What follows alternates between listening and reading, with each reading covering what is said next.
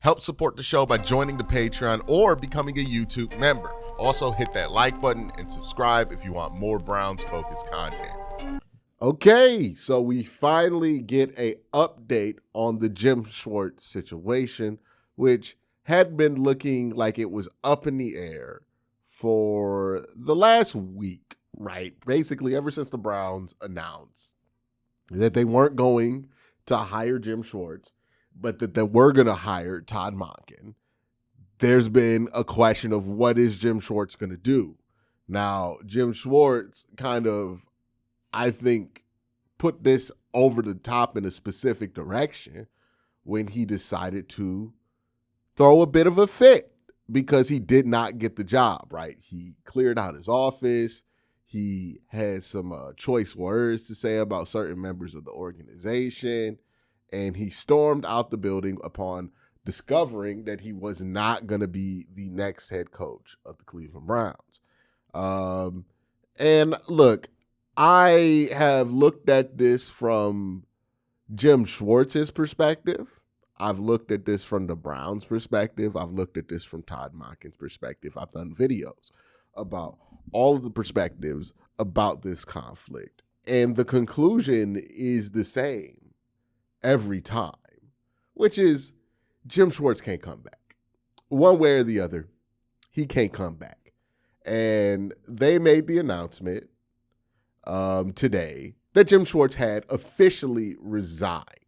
So he will not be returning as the defensive coordinator in 2026.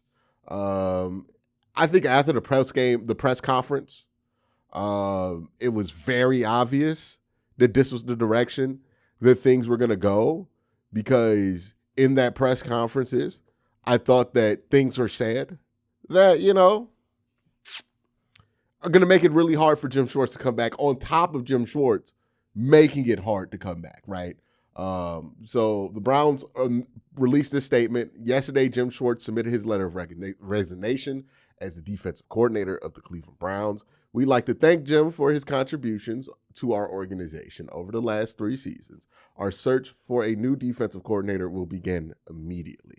We'll talk about who they might bring in to be the defensive coordinator in the second half of this video. First half of this video, I want to just focus on the situation that was created, why it is that Jim Schwartz has to resign, and why that's probably what's best for Todd Monken to get his best shot.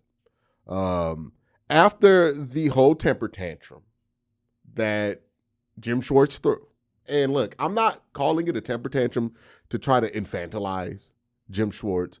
I'm not calling it a temper tantrum to try to tease Jim Schwartz. It is literally what he did, right? Like when you're a kid and you get called or labeled as somebody throwing a temper tantrum, it is because you thought you were entitled to something. You did not get the thing that you were entitled to. So you threw a fit and let everybody know that you're upset, right? Now, obviously, I don't think Jim Schwartz laid on the ground and cried and kicked his feet around, but he threw an adult temper tantrum, right?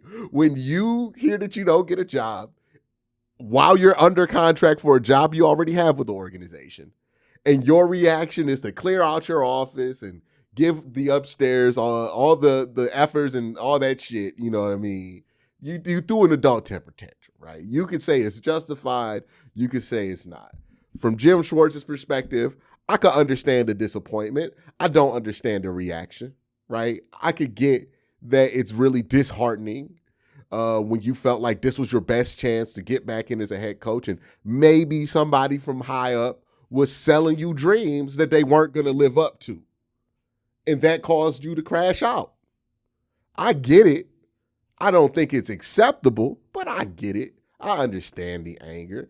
I'd be upset too, right? If I had felt like I had earned a job and that head coach jobs weren't going to be served to me on a platter, but this one looked like they were about to serve it to me and I didn't get it, I'd be pissed. I don't know if I would have done what Jim Schwartz did, but, there's a lot of people in the comment section of this video who probably would have did what Jim Schwartz did if put in the same situation. I'm not really being judgmental on it. I'm just describing what it is, though. That is an adult temper tantrum. Like, Like, it is what it is. That's what the brother did. Well, that's what the man did. But that's just what it is, man. Once he did that, it became impossible to keep him. Like, I think I hope people understand that, right? Once he did that, it became impossible to keep him. Like, how are you going to keep somebody on staff underneath Todd Monken who just threw a temper tantrum because Todd Monken got the job? Like, that just can't be the case. That can't happen. That can't be what you do. You got to let him go, because there was an idea that, like, oh, if you keep Jim Schwartz, you're undermining whoever's there. I didn't think that would be the case, because I assumed that Jim Schwartz would be professional. My apologies. That was a bad assumption. He did not remain to be professional. And yeah, after that temper tantrum, you're absolutely undermining Todd Monken if Jim Schwartz comes back. And I think that's why Todd had to hit Jim Schwartz with the, hey, man, Myles Garrett is the guy I took the job for, not Jim Schwartz. Right? He had to make it clear that that's not how this is going to go. Right? Because Jim out here kicking his feet, trying to get his way. Again, like, it's an adult temper tantrum. How do you handle a temper tantrum if you're a parent? Parents in chat, tell me how you handle your kids' temper tantrums. Do you handle your kids' temper tantrums by acquiescing to what they saying, or do you got to lay down the law?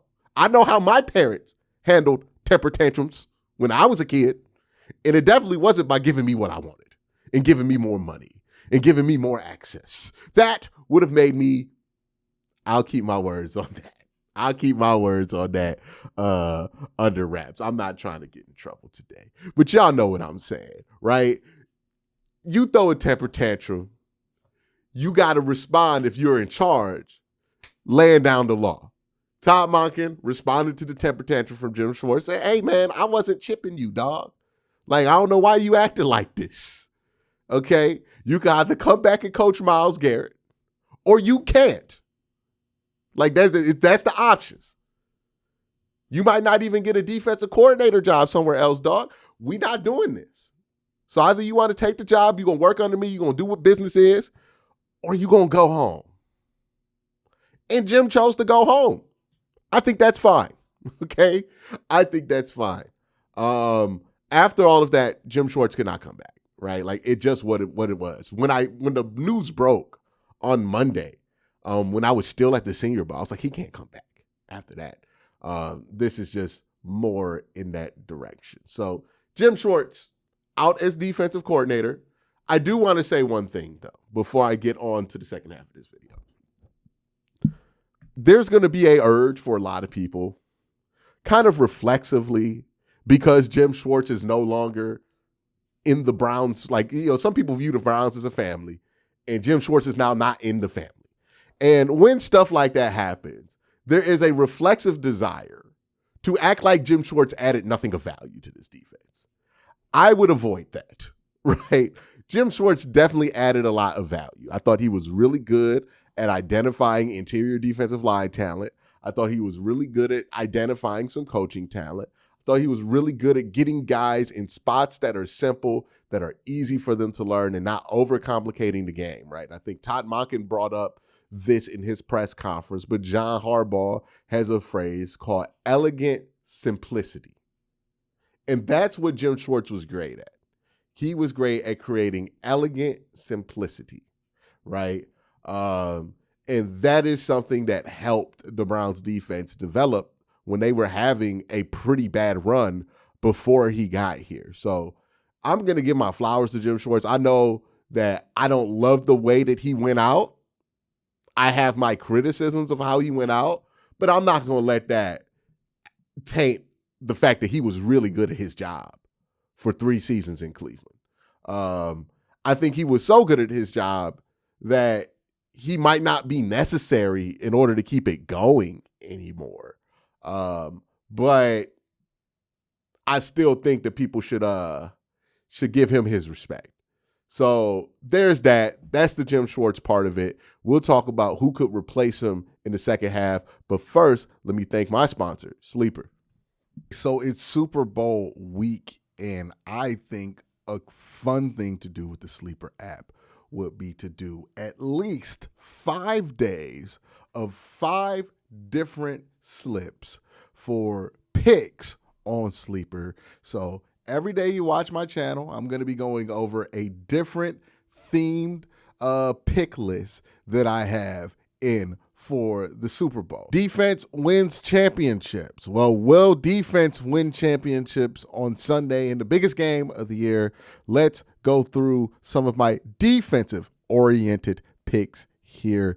This is a crazy one, a 62.5x payout on $5. We'll see if I can get this to go for me. I got a K'Lavon Chaisson sack in here. I have a Drake May interception, and Drake May being under the 222 passing yards numbers. Also have DeMarcus Lawrence in here getting a sack. Sam Darnold getting a interception, and then Sam Darnold being under 232 yards. Same thing with Jackson Smith-Njigba being under 94 yards. So we'll see if I'm going to be able to have some fun with that one, a defensive-oriented Super Bowl. But if you want to join the fun, make sure you join the Sleeper app. Use my promo code WORSTTAKE. Get a 100% match on up to $100 when you use the promo code WORSTTAKE. Thank you for Sleeper for sponsoring this video. Now, back to the video. Okay, so who will come in to replace Jim Schwartz? Now, it's very, very important that we go back to the press conference here, right? Todd Monken, during that press conference, was asked what the defense is going to look like with the whole Jim Schwartz thing pending. And he made it very clear that they were going to retain the same style. I think that is an overwhelming, massive hint at where this hire is going. I know some people are going to bring up some big name defensive coordinators that might come in and do the job. And, I don't think that's out the realm of possibility that they consider something like that. But I think more realistically, the Browns are going to go in-house to replace Jim Schwartz. The first name that gets brought up when people talk about in-house is Jason Tarver. I don't think Jason Tarver is a terrible person to go with. He does have defensive coordinator experience. I believe it was in the 2000s with the 49ers way back in the day. He was pretty young at that point. So 2012, my bad. So he was the defensive coordinator for the Raiders in 2012 to 2014. Who was the coach at that point in time? He was Dennis Allen's defensive coordinator in Oakland when Dennis Allen was the head coach in Oakland. So, yeah, it's not the greatest experience in the world. I don't believe those Raiders defenses were very good. But to be fair to Jason Tarver, that was 10 years ago, right? He might be a better coach now than he was 10 years ago. My big thing with Jason, and this is kind of unfair to Jason, but it is something that you have to think about. He's such a good linebacker coach that I don't think I want to lose him in that capacity. Like, I want Jason Tarver to do what I know he's been excellent at, which is churning out these linebackers. And I kind of worry that making him defensive coordinator would make us lose him as a linebacker coach. And then also, I don't know what he's going to be as a defensive coordinator. There's another name that's popping up, right? Ephraim Banda, who is the safeties coach for the Cleveland Browns. Now, he has a less familiar history. He's done a good job with the safeties. Browns have gotten good play out of some veteran safeties over the last few years. He's done a really good job since he's come here in 2023 as a safeties coach. I thought he was the guy who finally figured out Grant Delpit. He was the guy who figured out how to use a guy like Ronnie Hickman. He's done some really nice stuff. His resume is not that deep. He's only coached in the Cleveland Browns in the NFL from 2023 on. He did get some defensive coordinator interviews, so this is something that is right up his alley. Utah State, he was a defensive coordinator. He was a co-defensive coordinator to University of Miami from 19 to 20. So he does have some experience at defensive coordinator, albeit not NFL experience at defensive coordinator. I think this probably goes in-house. It's a question of who does not Jim Schwartz, who does Todd Monken trust, right? I do think it would probably be Ephraim. Like if Jim Schwartz had gotten the head coach job, I think Ephraim would be the defensive coordinator. But the absence of Jim Schwartz does make me think that they could lean towards somebody with more experience, like a Jason Tarver. But the question is like, hey, do you want to lose Jason Tarver as an asset, as your linebackers coach? Because he can't really do both. So for that, because I just value Jason Tarver so much as a linebackers coach, I probably go with F, right? I probably get Ephraim in there as defensive coordinator. It'd be interesting to see who they hire because I don't think Jim Schwartz has much of a tree in the NFL because he took that long break between the Philadelphia Eagles job. And now let me look at Jim Schwartz's Wikipedia just to confirm that. But I feel like there was a gap there for Jim Schwartz, and that gap means that there's not like somebody who served as his like long-term right-hand man on the defensive side of the ball that would be obvious for this hire.